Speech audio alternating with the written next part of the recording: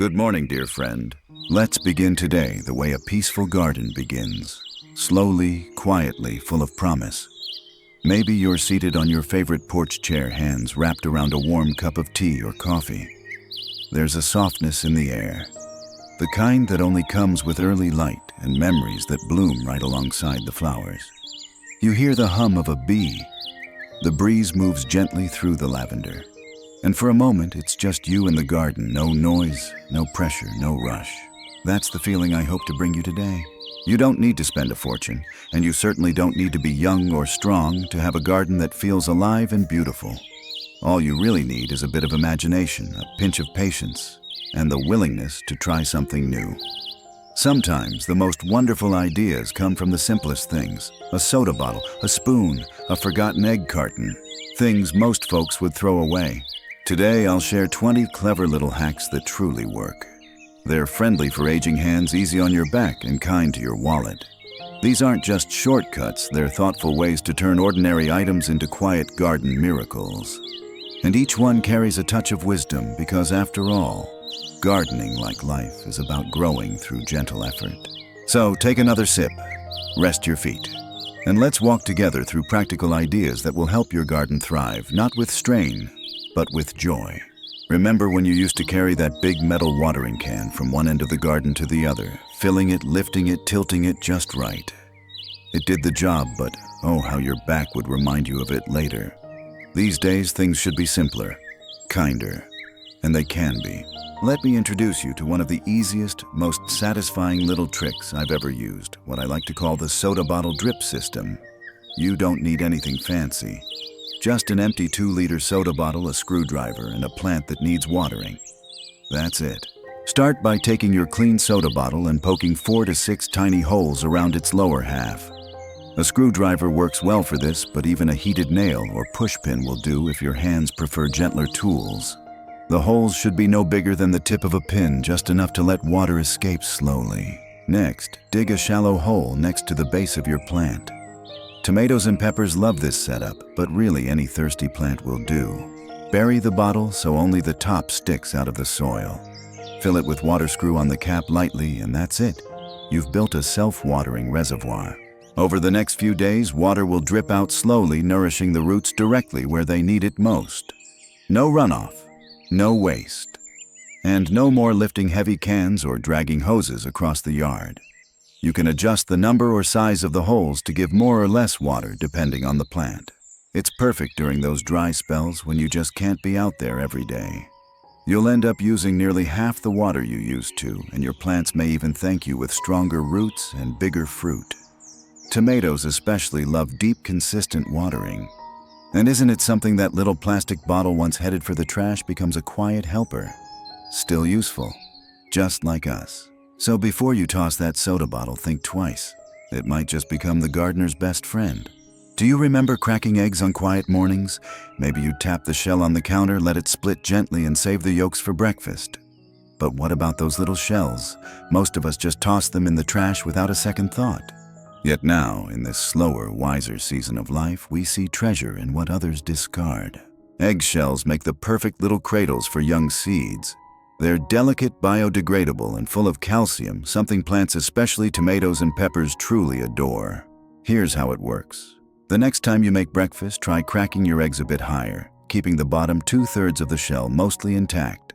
Gently rinse out the inside with water and set them back in the carton to dry. That old egg carton, by the way, makes an excellent tray to hold your new mini planters. Once dry, fill each shell with a small scoop of potting soil. A spoon works just fine. Then press in a single seed basil, cilantro, or even zinnia flowers do well. Give them a light mist of water and place the whole carton on a sunny windowsill or patio ledge. Within a few days, you'll notice tiny green shoots reaching up like they know they've been loved. When the seedlings are strong enough, don't even bother pulling them out. Just crush the shell gently in your hand to create a few cracks and plant the whole thing directly into your garden bed or container. The roots will find their way out, and the shell will break down slowly, feeding the soil with gentle nutrients. Calcium from the shells helps prevent blossom end rot, one of the most common problems in tomatoes. But more than that, it helps create a complete little cycle. From breakfast to garden bed, nothing is wasted. So the next time you crack an egg, smile. You're not just cooking, you're planting hope. And isn't it something special to give new life using the tiniest things? There's something sacred about that first cup of coffee in the morning, isn't there? The warmth in your hands, the familiar aroma, the stillness before the day begins. But once the cup is empty, what remains behind those dark, damp coffee grounds might seem like nothing more than waste. But they're far from it. Those used coffee grounds are a quiet miracle for your garden. If you grow acid-loving plants like roses, tomatoes, or blueberries, you're in luck. These plants adore a slightly more acidic soil, and coffee grounds provide just the right touch. They're rich in nitrogen, a vital nutrient for leafy growth, and they help enrich the soil as they decompose. The best part, they're already part of your routine. No extra money spent, no special tools required. After your coffee is brewed, simply let the grounds cool and dry. Then sprinkle a thin layer no more than a 1/4 inch around the base of your plants. Don't pile it on thick or it may crust over and block water. A light dusting is perfect. You can also mix it gently into the top layer of soil to help it break down and feed the roots below. Beyond nutrition, coffee grounds serve another quiet purpose. They help keep slugs and snails at bay. These little critters don't like the texture, and the grounds act as a natural repellent.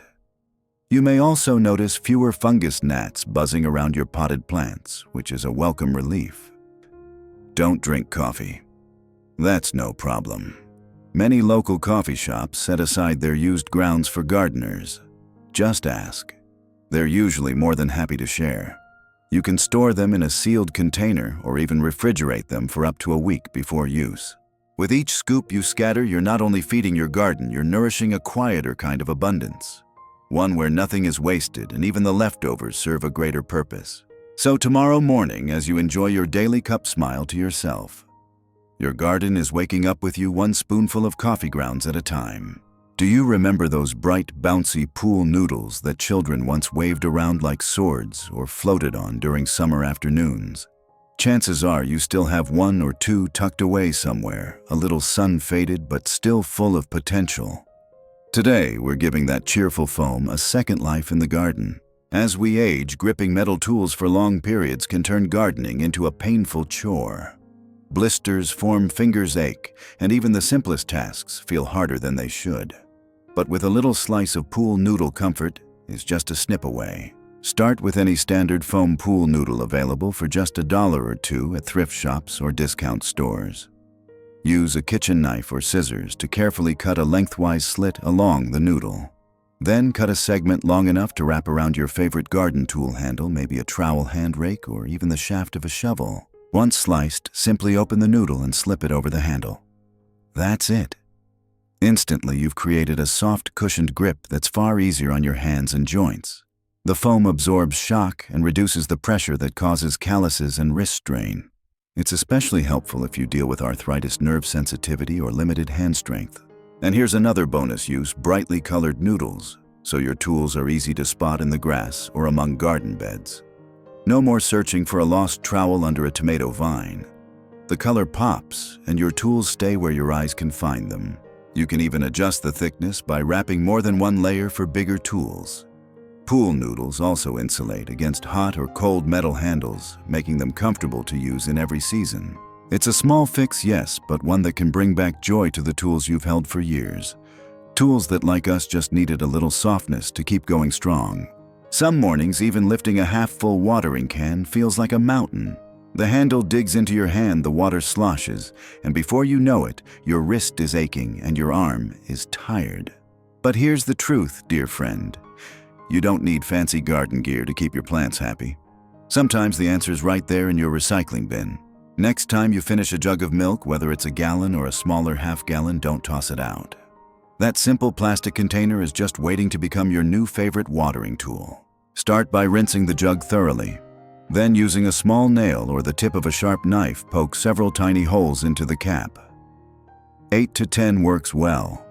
These holes will control how water flows: more holes for a quicker pour, fewer holes for a gentler stream. You can even customize different jugs for different purposes, one for delicate seedlings, another for bigger, thirsty plants. When you're ready to water, just fill the jug screw on the cap and tip it gently. The handle makes it easy to grip, and the lightweight design means you won't strain your arms or shoulders.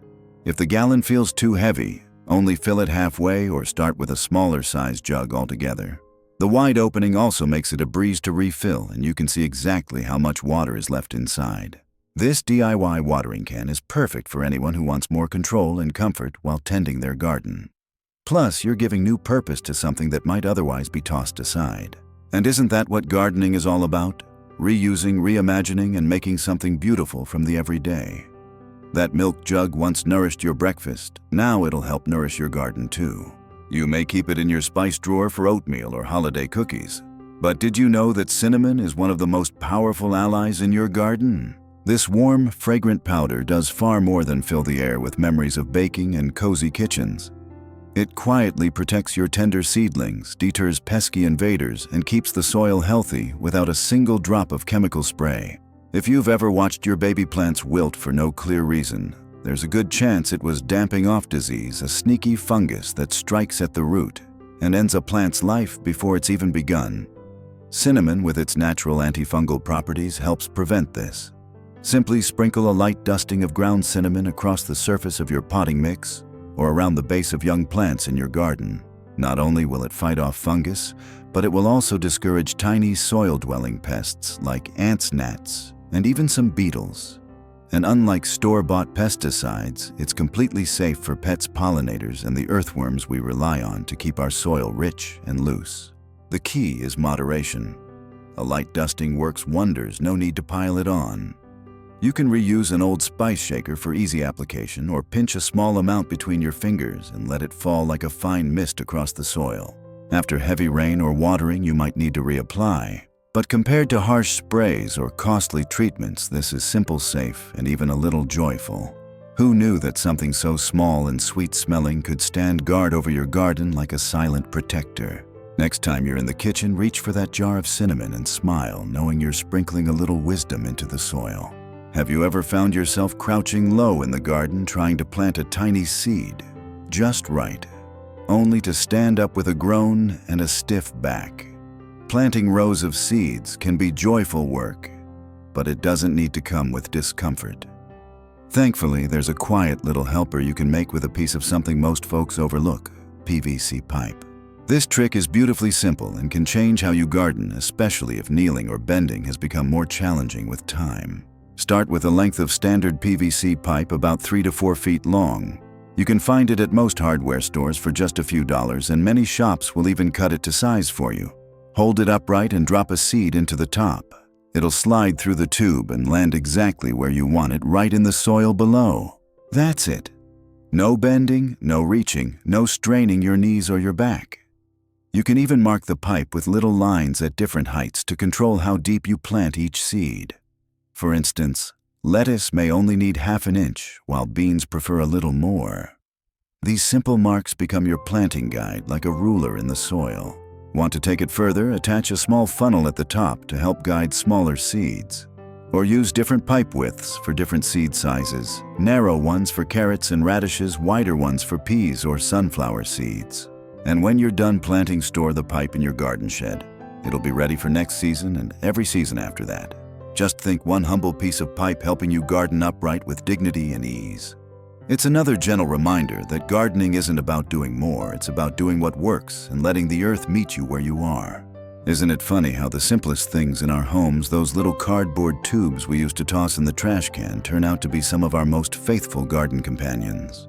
Those toilet paper rolls, believe it or not, make the perfect biodegradable pots for starting seeds. They don't cost a cent, and they disappear right into the earth when they're no longer needed, just like nature intended.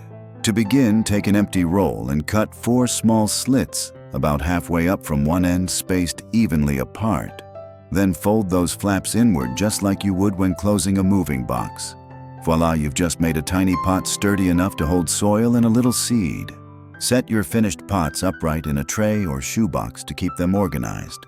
Fill each one with potting mix and tuck in your seeds: zinnias, marigolds, squash, whatever your heart desires.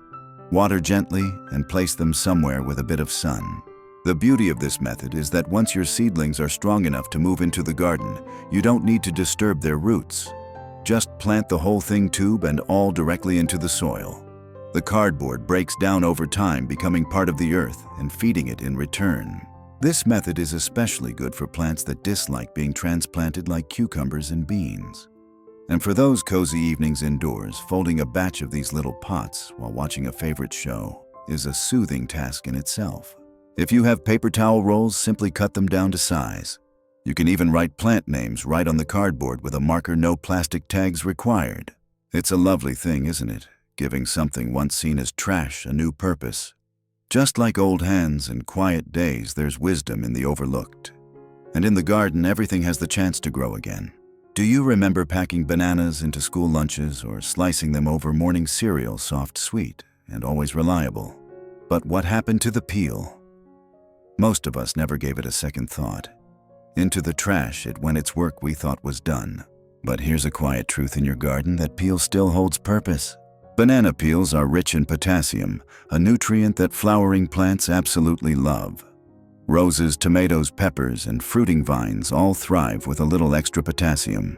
It helps them bloom brighter, bear more fruit, and resist stress from heat and disease. All you need to do is take your banana peel and chop it into small pieces, just like you're dicing a vegetable for soup. Use kitchen scissors or a butter knife. No need for heavy tools. Then tuck those pieces about 2 to 3 inches into the soil around the base of your plants. As the peel breaks down, it slowly releases its nutrients, feeding the roots exactly where they need it most. You can do this monthly during the growing season for a steady boost. And if you prefer a liquid option, soak chopped banana peel in water for 2 days and use the nutrient-rich water to feed your garden. That's banana peel tea, no sugar needed. Be sure not to lay whole peels flat on top of the soil. They'll take longer to decompose and can attract critters.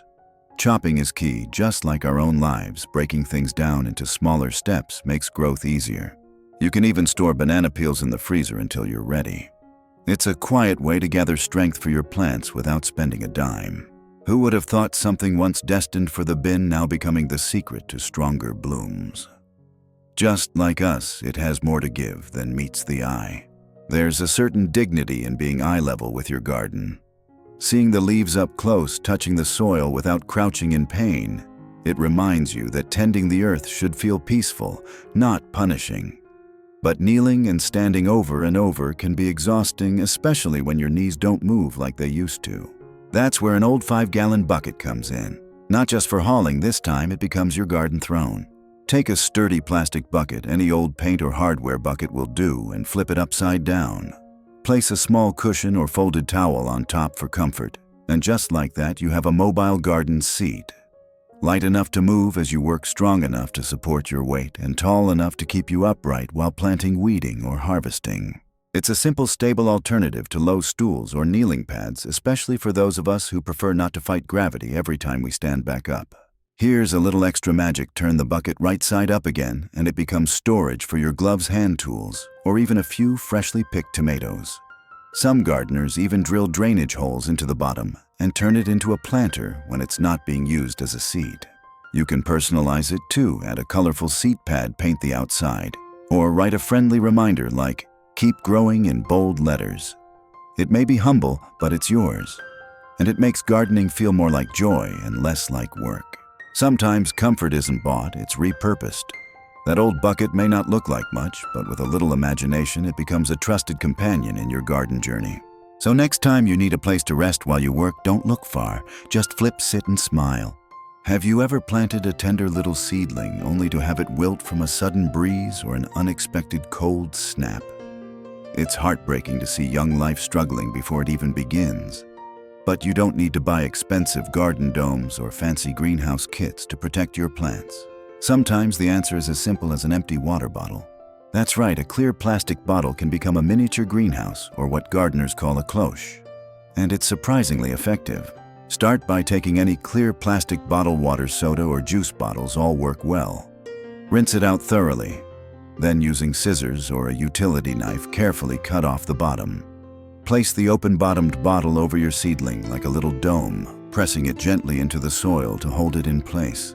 Just like that, you've created a microclimate, one that's warmer, more humid, and protected from harsh winds. The clear plastic allows sunlight in while keeping warmth trapped around the plant. On chilly spring mornings or breezy days, this simple shield can make the difference between survival and loss. If the day warms up, you can unscrew the bottle cap or poke small holes near the top to allow ventilation. This prevents overheating and keeps air moving freely. As your plant grows, you can gradually remove the bottle during the day and replace it at night for added protection. Use larger bottles for tomatoes and peppers and smaller ones for herbs or flowers. And when the season's done, rinse them out and store them for next year. There's something special about watching a young plant thrive beneath a clear shelter you created with your own hands. It reminds you that with a little care, even the most fragile beginnings can grow strong. And just like us, all they need is a bit of warmth, a little light and protection from life's unexpected weather. Weeds have a way of sneaking in quietly, don't they? One day your garden bed looks peaceful, and the next tiny invaders are stealing nutrients from your vegetables and making extra work for your back. You could spend hours pulling them out, or you could let yesterday's news do the work for you. Yes, newspaper, not flashy, not expensive, but remarkably powerful when laid gently beneath your mulch. Here's how it works. Start with several sheets of plain black and white newspaper, no glossy ads or bright-colored inserts. Lay them directly on the soil, where weeds tend to pop up about 6 to 8 layers thick. Be sure to overlap the edges so no weeds sneak through the cracks. Then water the paper lightly. This softens it and keeps it from blowing away. Finally, spread a layer of mulch, wood chips, straw, or compost on top. What you've just made is a breathable, biodegradable weed barrier. It blocks sunlight from reaching weed seeds, smothering them before they get a chance to grow, while still allowing water and nutrients to pass through to the roots of your good plants. As weeks pass, the paper slowly breaks down, feeding the soil beneath. No plastic, no harsh chemicals, just something gentle and useful breaking down into something even better. Many small farms and seasoned gardeners use this trick. It's reliable, peaceful work and easy on your body. Instead of weeding constantly, you're giving yourself space to enjoy the garden you've worked so hard to build. You can even make it a calming ritual. Sit outside with your morning paper and a glass of iced tea. And when you're done reading, give each page a new purpose beneath the flowers. Because even yesterday's headlines can help you grow something beautiful today. You've nurtured your plants with such care, watered them, fed them, whispered to them even. So when tiny green aphids or whiteflies suddenly appear clinging to stems and curling the leaves, it can feel like a quiet betrayal. But there's no need to panic or reach for harsh chemicals. The solution may already be at your kitchen sink, a little mild dish soap. Yes, the same kind you use to wash your teacups can become a gentle yet effective bug spray for your garden. Here's how to make it in a clean spray bottle. Mix 1 quart of water with just 1 teaspoon of mild liquid dish soap. Make sure it's not the antibacterial or degreasing kind, just the gentle stuff that's kind to hands. Shake lightly to combine. Now head out to the garden in the late afternoon or early evening when the sun is low and the beneficial pollinators have mostly gone to rest. Mist the mixture onto the tops and bottoms of the affected leaves, especially where clusters of soft-bodied insects like aphids or spider mites tend to hide. 2. The soap breaks down their protective coating and dehydrates them, harmless to your plants, but effective against pests. Within a day or two, you'll notice a difference.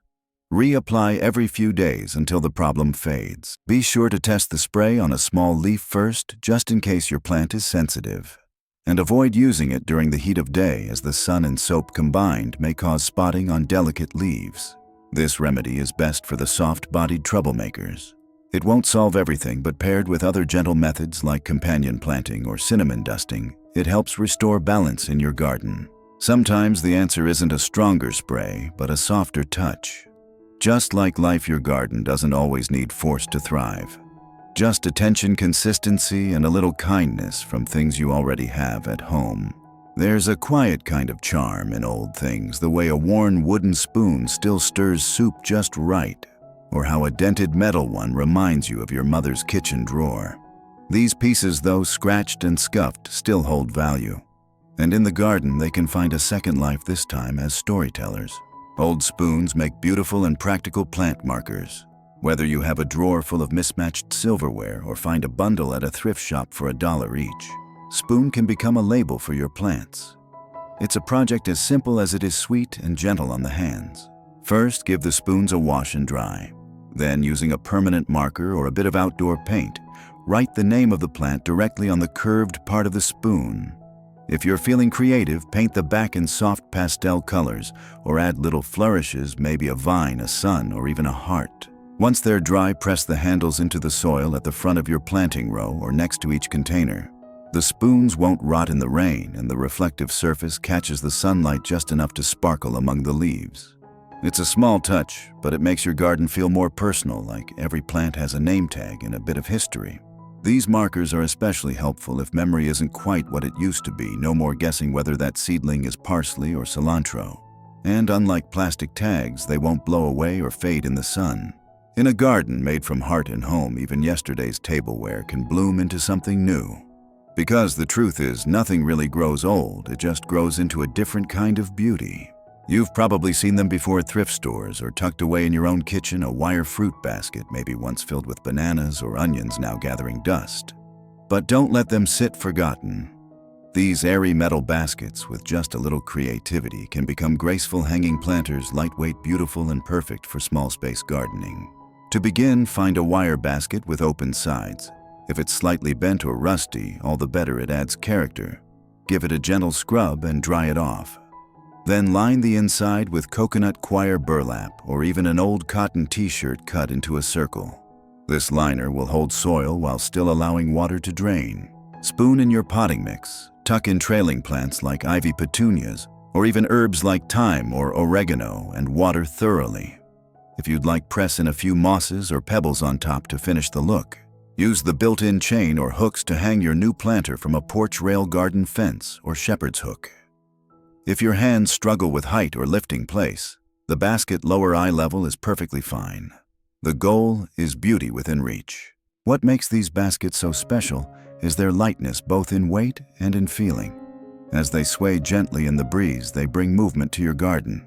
And because they're open on all sides, your plants get plenty of air and sunlight. For a soft glow in the evening, tuck a small solar garden light or a strand of fairy lights into the basket's edge.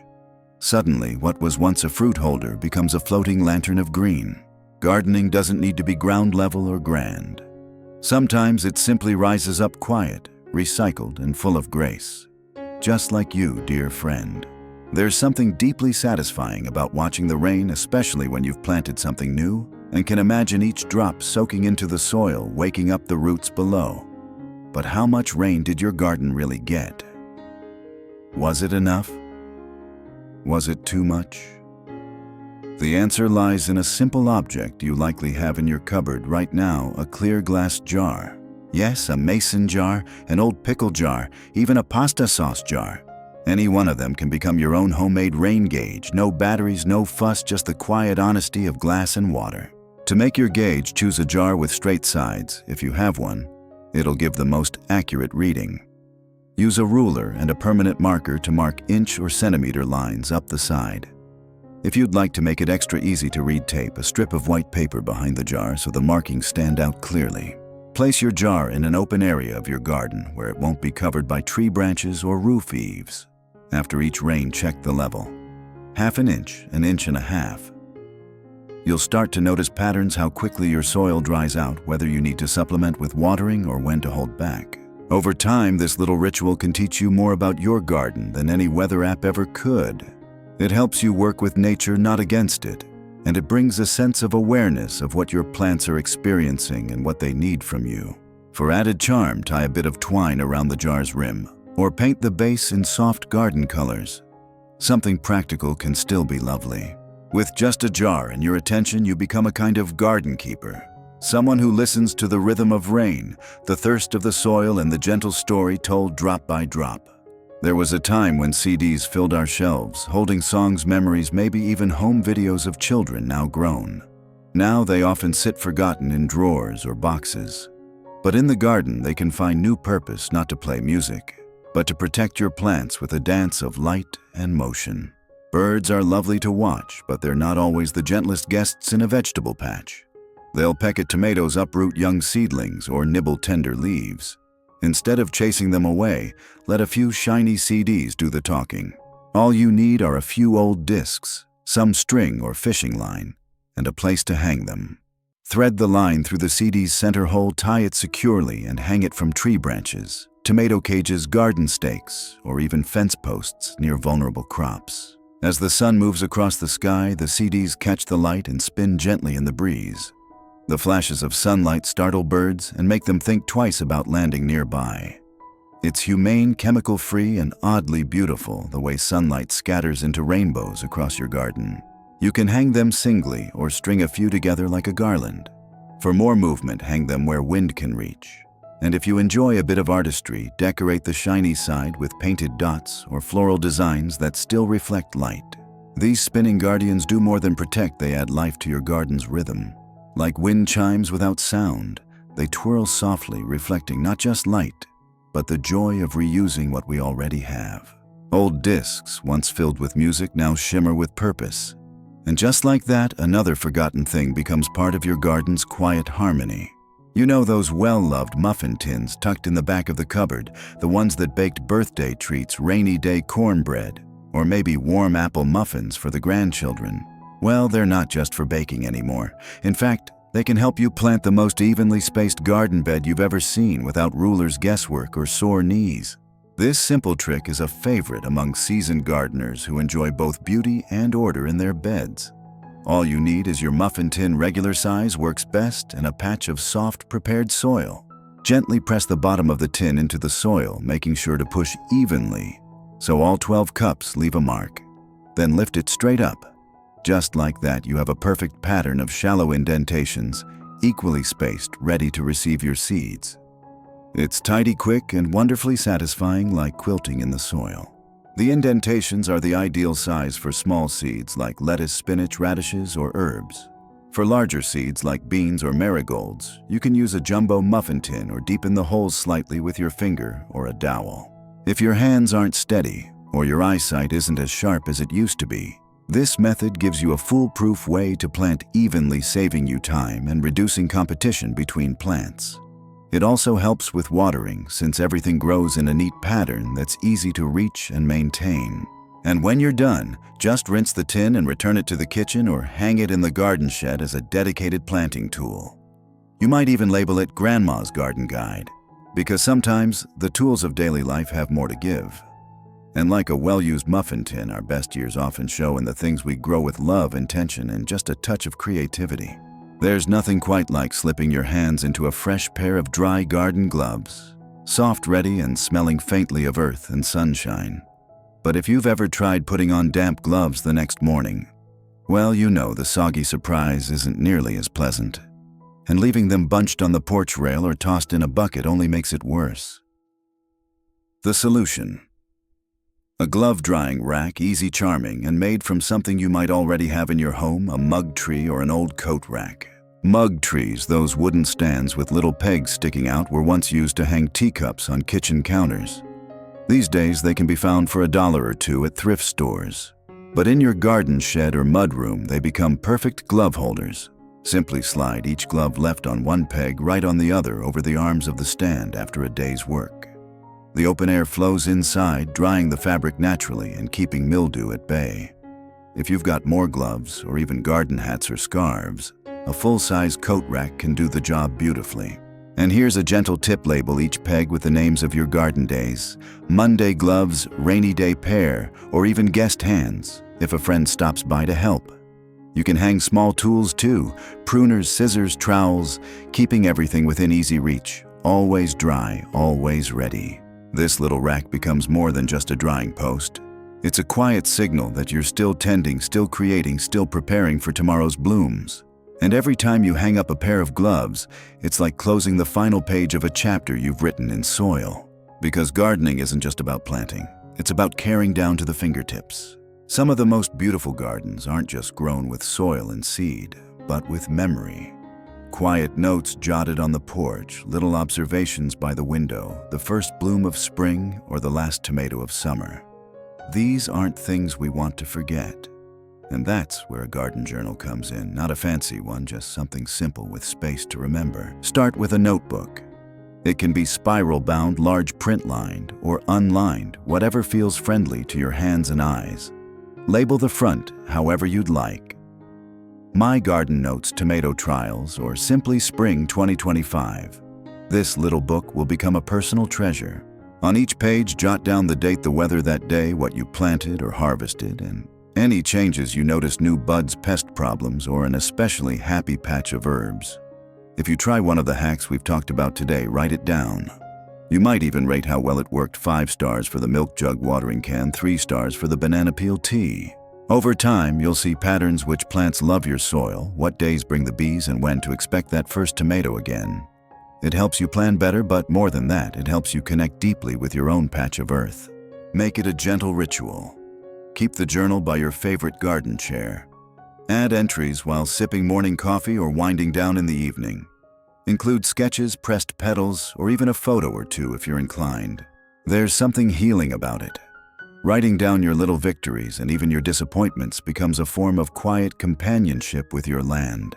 And years from now, it will be a joy to look back and see how much you and your garden have grown. Because the best gardens aren't just planted, they're remembered. And now, dear friend, we've reached the end of our little garden walk. 20 gentle ideas, each one born from the quiet belief that beauty doesn't need to be bought and wisdom doesn't need to shout. Just like you, these hacks are thoughtful, resourceful, and full of second chances. You've learned how a soda bottle can quench the thirst of a tomato, how a spoon can help a seed feel seen, how old gloves dried on a stand are not just tools, but proof that your hands are still creating something meaningful. And maybe that's the real heart of it all. This isn't just about gardening. It's about reclaiming ease, joy, and usefulness at any age. It's about finding peace in small rituals, planting, noting, watering, watching. It's about choosing grace over struggle and realizing that nothing is ever truly wasted, not a pool noodle, not an eggshell, not a moment. Each time you step into your garden, you are surrounded by quiet reminders you are still growing, you are still giving, and you are still needed. So I ask you now, was there one idea that made your heart say, yes, I could try that? I'd love to know. Share it in the comments. Your story may just inspire someone else who thought their best gardening days were behind them. And if this brought you joy, consider subscribing to our gentle corner here at Golden Seniors Living. There's more to come, more tips, more peace, more ways to fall in love with your garden. All over again. Until then, bless your wise hands, your patient heart, and the humble tools that help you grow.